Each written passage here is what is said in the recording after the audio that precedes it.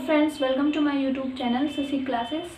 और आज हम लोग डाइजेस्टिव सिस्टम यानी कि पाचन तंत्र का तीसरा पार्ट पढ़ेंगे, जो कुछ रह गया था हमारे पहले और दूसरे पार्ट में हम लोगों ने नहीं पढ़ पाया था।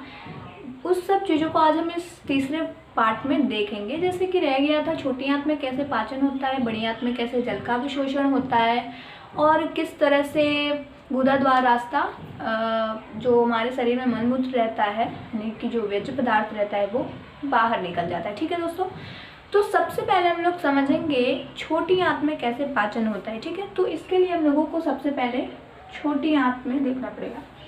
सबसे पहले तो देखा है पूर्ण पाचन। देखिए छोटी आंत में क्या होता है, जो संपूर्ण पाचन की क्रिया होती है वो हम लोगों की छोटी आंत में खत्म हो जाती है। यानी पूर्ण पाचन कहाँ होता है, छोटी आंत में होता है। ठीक है, यही लिखा है पूर्ण पाचन जो है छोटी आंत में होता है। उसी तरह से पाचन प्लस अवशोषण, इस छोटी आंत में भोजन का पाचन भी होता है और भोजन को अवशोषित भी कर लिया जाता है। अवशोषित का मतलब क्या, कि जो भोजन के अवयव हैं उन्हें अवशोषित करके हर एक कोशिकाओं तक पहुंचा दिया जाता है। ठीक है, पाचन भी हो जाता है और भोजन का जो अवयव है उसका अवशोषण भी हो जाता है। ठीक है, छोटी आंत के 3 भाग होते हैं। ठीक है, ये देखिए हमने बनाया है, खैर हमने डायग्राम जैसे बनाया है, बन पाया है मुझसे, वैसे मैंने बना दिया है, आप लोग और अच्छे तरीके से बना लीजिएगा। ठीक है, तो इसके 3 भाग है। पहला तो ड्यूडेनियम, दूसरा है ड्यूडेनियम और तीसरा है इलियम। ठीक है, सबसे पहले समझते हैं ड्यूडेनियम को। सेक्रेटिन कैल्सिस्टोकाइनिन हार्मोन निकालता है। देखिए जो ड्यूडेनियम है ये छोटी आंत का पहला भाग है। हमने आपको दूसरे वीडियो में बताया था, पार्ट 2 में हमने बताया था कि जो छोटी आंत है इसका जो पहला भाग यानी कि ये वाला भाग ड्यूडेनियम कहलाता है और इसमें से 2 हार्मोन निकलते हैं, जिसमें कि एक हार्मोन का नाम है सेक्रेटिन और दूसरा का नाम है कैल्सिस्टोकाइनिन। हमने बताया था कि जो कैल्सिस्टोकाइनिन है ये एक तरह का हार्मोन है जो छोटी आंत के पहले भाग यानी कि ड्यूडेनियम में पाया जाता है और ये जो है पित्त से पित्त रस को निकालने के लिए यानी यकृत से पित्त रस को निकालने के लिए ये प्रभावित करता है। ठीक है, उसे उत्तेजित करता है पित्त रस निकालने के लिए। ठीक है, लीवर को।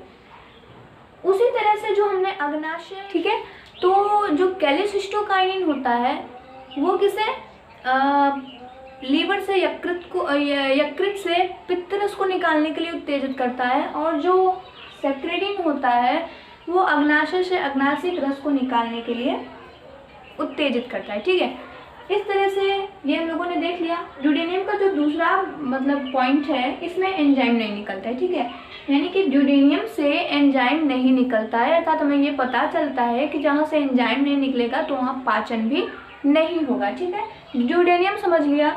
जर्जीनियम जो है वो बस छोटा सा काम करता है, भोजन को फैलाने के लिए हेल्प करता है जिससे कि भोजन का पाचन अच्छी तरीके से हो सके। ठीक है, तीसरा जो हम लोगों का है सबसे मोस्ट इम्पॉर्टेंट समझने के लिए है इलियम।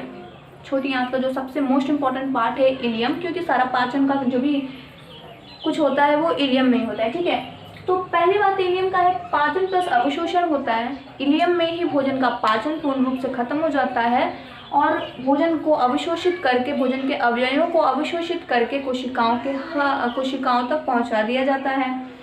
दूसरा है इसका विली। एक इलियम में होता है कांटानुमा विली पाया जाता है जो कि भोजन का अवशोषण करता है। ठीक है, तो विली हो गया। इसी में एक तरह का एंजाइम पाया जाता है जिसका नाम है इरेप्सिन। ठीक है, इरेप्सिन जो है यहाँ पे लोगों ने लिखा है कि पेप्टाइड। ठीक है, यहाँ पे पेप्टाइड जो है वो प्रोटीन का रूप है। ठीक है, पेप्टाइड जो है प्रोटीन का रूप है और यहाँ जो इरेप्सिन है ये पेप्टाइड को एमिनो एसिड में बदल देगा। ठीक है, ये एक तरह का एंजाइम है इरेप्सिन जो पेप्टाइड को एमिनो एसिड में बदल देगा। उसके बाद हम लोगों ने ये छोटी आंत का जो भी चैप्टर था ये हम लोगों ने समझ चुके हैं कि किस तरह से छोटी आंत में पाचन होता है। लेकिन देखिए भोजन का जो सारा पाचन होना था छोटी आंत में हो गया, लेकिन अभी भी जो है जल का पाचन रह गया है। ठीक है, तो ये जो जल का पाचन है वो हम लोगों के बड़ी आंत में जल का पाचन होता है, ये आपको ध्यान रखना है। ठीक है, छोटी आंत में नहीं, या छोटी आंत में पूर्ण रूप से भोजन का पाचन हो चुका है, लेकिन बड़ी आंत में जो है पाचन नहीं होता है। बड़ी आंत में जल को अवशोषित किया जाता है। ठीक है, तो थोड़ी देखिए बड़ी आंत के भी बारे में थोड़ा देख लेते हैं। पहली बात तो जल का अवशोषण होता है बड़ी आंत में। निचला भाग सिकम कहलाता है, ये वाला जो हिस्सा है सिकम कहलाता है। अपेंडिक्स अवशोषण, इसमें जो ये आप देख रहे हैं अपेंडिक्स, ये एक अवशोषी अंग है जो कि ज़्यादातर पशुओं में रहता है। ये घास फूस को पचाने के लिए काम आता है। ठीक है, बड़ी आंत के भाग, देखिए बड़ी आंत को टेक्निकल नाम में कोलोन कहा जाता है, इसीलिए हमने कोलोन लिखा है।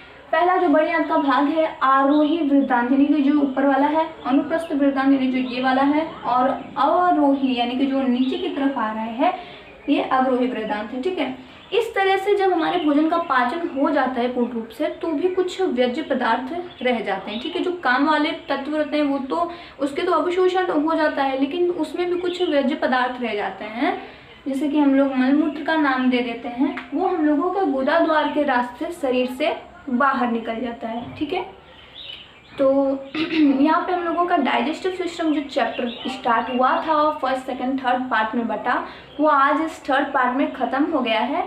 एंड मतलब पाचन तंत्र ख़त्म हो गया, सिंपल से ये तो। एंड अगर आपको हमारी ये वीडियो अच्छी लगी होगी तो वीडियो को लाइक कर दीजिएगा, चैनल पे नए हो तो चैनल को सब्सक्राइब कर दीजिएगा, और अगर आप हमें इंस्टाग्राम पे देख रहे हो तो फॉलो करना ना भूलें, और फेसबुक पे देख रहे हो तो शेयर करना ना भूलें। Thank you so much.